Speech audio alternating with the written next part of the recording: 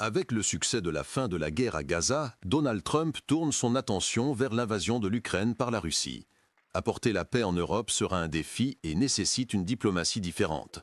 Mettre fin à la guerre en Ukraine nécessite de convaincre Vladimir Poutine d'arrêter les combats. L'Ukraine a accepté l'idée d'un cessez-le-feu qui gèle la ligne de front actuelle. Trump a offert à Poutine de nombreuses opportunités de paix, mais il semble avoir perdu patience. Les missiles Tomahawk, demandés par l'Ukraine, sont vus comme un moyen de pression.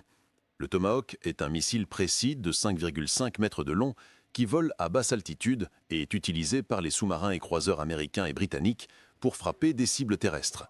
Avec une portée de 2,5 000 km, il augmente le risque pour l'armée russe, permettant à l'Ukraine de frapper des cibles et des missiles qui terrorisent Kiev et de punir le secteur du raffinage du pétrole au Kremlin. Plus de Tomahawk ont été produits que d'Atacms, l'autre missile précis à longue portée que les États-Unis possèdent, ce qui signifie que plus de missiles sont disponibles.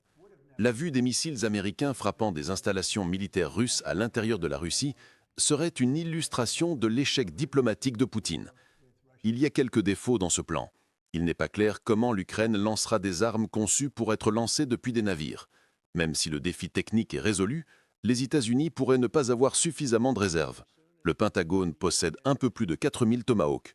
Néanmoins, cette arme reste dangereuse même lorsqu'elle est utilisée avec parcimonie contre des cibles de grande valeur.